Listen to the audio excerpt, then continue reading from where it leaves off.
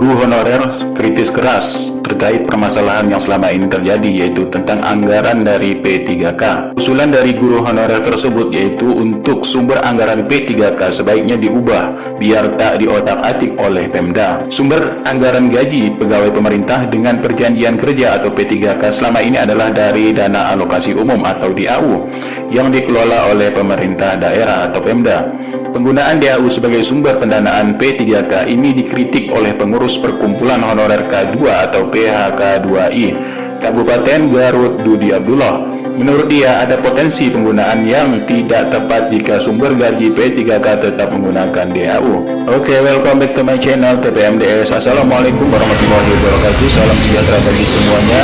Nah, ini ada terkait tentang pendanaan untuk DAU atau pendanaan gaji P3K. Ngajar online jadi lebih mudah pakai Teachmin, aplikasi ngajar yang mengerti kebutuhan pengajar. Mau ngajar apapun, gratis! Yuk, download Teachmin di App Store dan Play Store sekarang. Gratis! Ini ada masalah yaitu tentang pendanaan yang dikelola oleh Pemda. Nah, Pemda ini lebih leluasa untuk mengotak-atik anggaran yang sudah dialokasikan untuk gaji dan tunjangan P3K menurut dari Ketua Guru Honorer. Oleh karena itu, Dudi, guru honorer ini mengusulkan agar sumber anggaran P3K ini diubah ke dana alokasi khusus atau DAP non-fisik, karena akan membuat Pemda tidak bisa mengubah anggaran yang sudah ditetapkan oleh pemerintah pusat.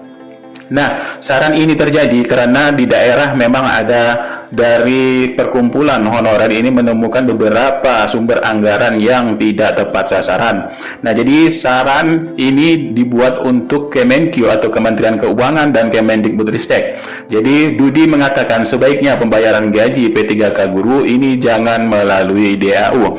Pasalnya masih bersifat umum sehingga tidak menimbulkan kesalahpahaman dalam pengelolaan dana untuk gaji P3K.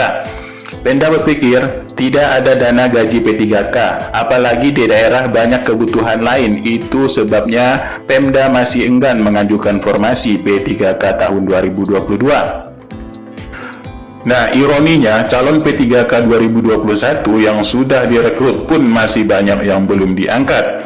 Dudi mengatakan, saat ini daerah cenderung menghindari pembayaran tunjangan hari raya atau THR karena memikirkan dananya. Padahal THR ini sudah dianggarkan pemerintah melalui DAU tahun 2022. Jika pos anggarannya tidak diubah, dia khawatir akan banyak honorer yang tidak terakomodasi, bahkan guru honorer yang sudah lulus passing grade tanpa formasi P3K 2021.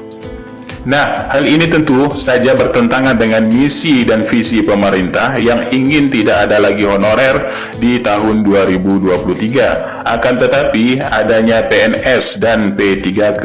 Oleh sebab itu, Ketua Guru Honorer ini Dudi mengusulkan ada perubahan demi menyelamatkan nasib guru honorer seluruh Indonesia. Nah, sebaiknya alokasi gaji P3K ini masuk DAK non-fisik yang sifatnya permanen, ucapnya. Nah, menurut Dudi, jika masuk DAK non-fisik, daerah tidak akan berani mengotak-atik anggaran pusat, seperti halnya tunjangan dari sertifikasi. Nah, selain itu juga, dilansir dari Rapat Panja Komisi 10 DPR RI tentang P3K 2022, aturan baru dari Kemendikbudristek bahwa guru honorer ini akan diangkat menjadi P3K guru telah resmi dilakukan untuk tahun 2022 ini. Nah, jadi pasalnya mekanisme terbaru dari Kemendikbudristek mengenai guru honorer yang berada di sekolah-sekolah akan diangkat menjadi P3K guru. Hal itu menjadi salah satu program pemerintah untuk mensejahterakan guru honorer menjadi ASN P3K. Nah, sebab menjadi P3K guru tersebut akan terjamin pendapatannya dan mendapatkan banyak manfaat lainnya, seperti salah satunya yaitu mendapatkan SK P3K dan tunjangan-tunjangan pegawai pemerintah dengan perjanjian kerja dan lain-lainnya. Nah, akan tetapi sebelum menjadi guru P3K, guru honorer tersebut harus mengikuti proses seleksi terlebih dahulu, serta harus melewati tahapan formasi dan penyeleksian guru dari sekolah-sekolah lain yang ada di berbagai daerah.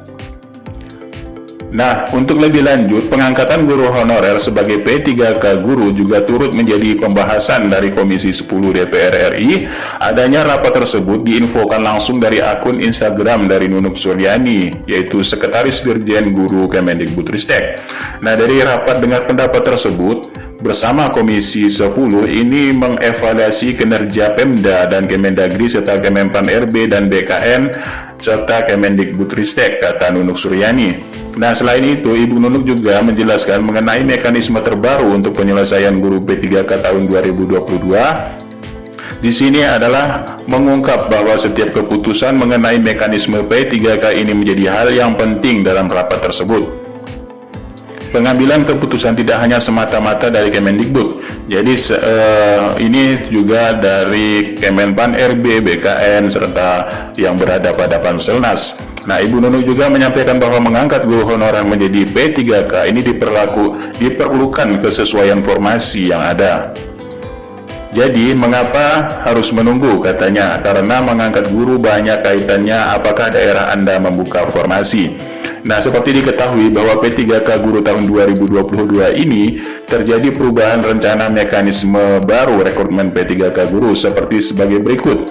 Yang pertama, ini pengusulan formasi oleh Pemda berdasarkan data rekomendasi Kemendikbudristek, dengan memprioritaskan guru yang lulus tahun 2021 namun tidak mendapat formasi. Kemudian penetapan kebutuhan formasi dari Kemenpan RB serta proses seleksi prioritas seleksi P3K yang lulus NAB tahun 2021.